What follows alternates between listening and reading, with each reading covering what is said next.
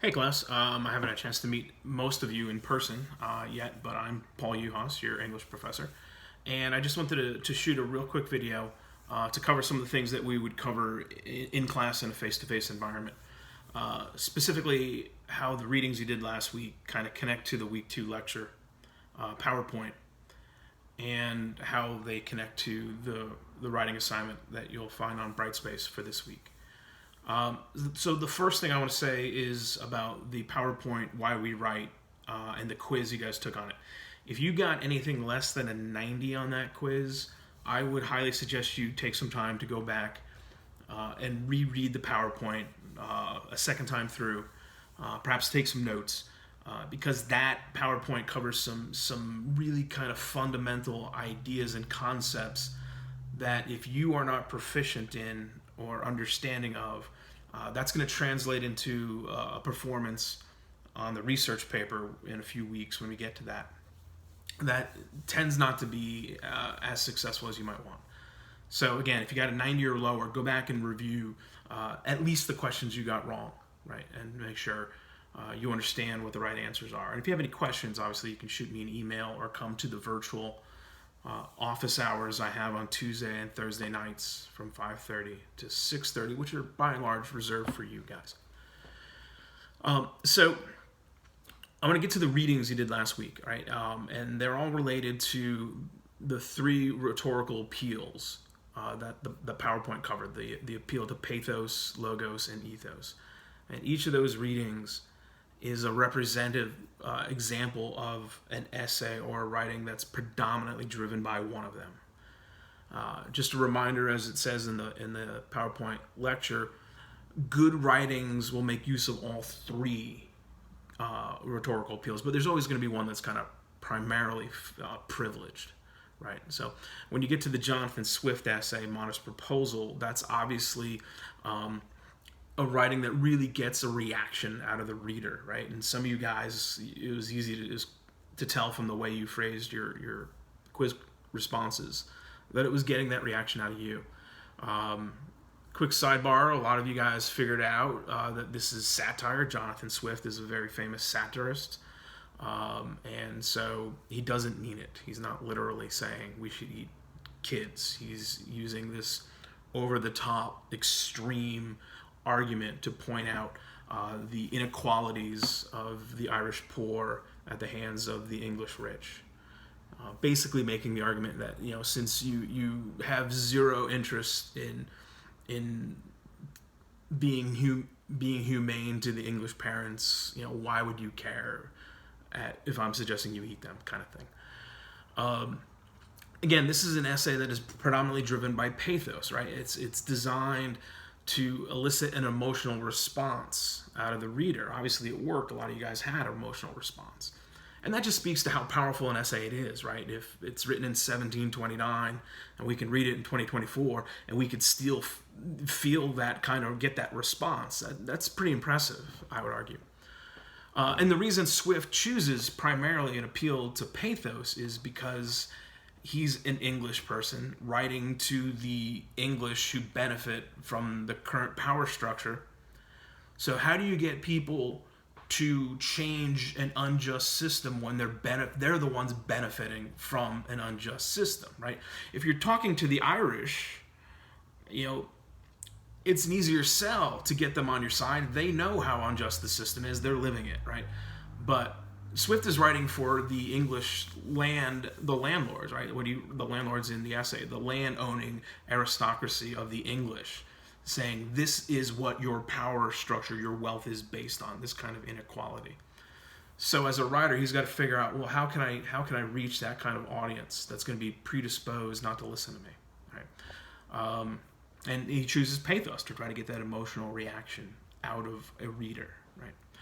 So that's an example of pathos. Now, when you get to the Declaration of Independence, it's a fairly dry, very straightforward, very effective piece of writing, right? And we're talking about it here not as a historical document or as a government document, political document, but looking at it just as a piece of writing. And one of the reasons it's so effective is because it is so clearly driven by logos, an appeal to logic. And again, remembering the audience is important here, right? I mean, Jefferson et al. Aren't writing to the English colonists, right? The English colonists don't need to be told about the indignities they're suffering. They're suffering them. They don't. Jefferson's not writing to the King of England. He doesn't need to be told what he's doing wrong. He knows what he's doing wrong. He's doing it, right? So this is a document that is very intentionally crafted to the other superpowers of the time, right? To France, to Spain, right? To the nations that are in a position to help the colonists. And you get this in the first paragraph, right? When he's saying, it is important for us to lay out our reasons why we're declaring independence from Great Britain for the rest of the world to understand, right? So from that point of view, it's a military tactical document trying to elicit foreign aid.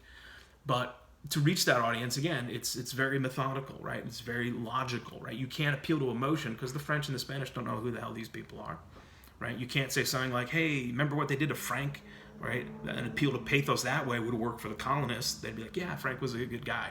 That sucked what happened to him. France and Spain, they don't know who Frank is. They don't care. So you got to use logic to appeal to them.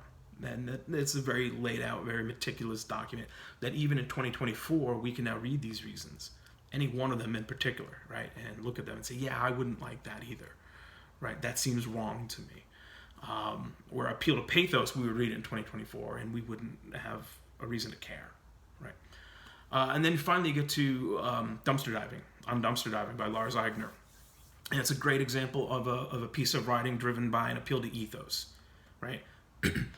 Lars Eigner's credibility is very clearly established in the essay because he is himself homeless, right? So he is the most very credible person talking about here's how you can survive as a homeless person living on the streets and eating out of dumpsters, right? He knows all of this stuff not because he read it in a textbook or heard it secondhand, but because he himself has learned this through experience. So we read that essay and we have no issue with trusting him, right? I mean, he's very clearly, he's somebody that is credible on this topic. We might still recoil and say, well, I'm not going to eat yogurt out of a dumpster, but we now know we can, and we know that the person who told us knows because he's done it, right? And so those are that's the kind of thought process behind those three pieces that you read for last week. And to pivot from that into this week's assignment, right? So what I want you to do with this fairly, it's shorter than the research paper, obviously, as you hopefully have had a chance to look at it by now. But what I'm looking for here is that you read the King readings, and then you are able to show me here are places where King is using an appeal to pathos and logos and ethos, right? I want you to be covering all three of those rhetorical appeals, grounding yourself specifically in the text of King, which means quoting, showing your reader here's where he's doing it, and also making sure you're explaining why that's an example of ethos or pathos or logos, right? And don't sleep. Historically, a few students tend to forget the fourth part of the assignment, which is grabbing some of those schemes and tropes that are in Brightspace in a document and showing us where King is using some of those. Like, where's he using metaphor? Where's an example where he's using simile or anaphora, that kind of thing. And again, grounding yourself in the text, quoting and then explaining how it is that scheme or trope that you're talking about. So hopefully that gives you a little bit kind of context and a little bit more direct explanation for what you should be doing for that paper assignment this week. Again, if you have any questions, send me an email, let me know. And be sure you remember that I do have those evening office hours from 5:30 to 6:30 in a Zoom office, right? You just click on the link on Brightspace. If it takes you to a waiting room, that just means I'm already talking to another student. So just sit tight, and when I'm done with that student, I'll invite you in, and we can talk about whatever questions you may have. Other than that, you're almost at the quarter point of this semester, so good job. Take a deep breath, and I'm looking forward to seeing what you guys come up with this assignment. All right, take care.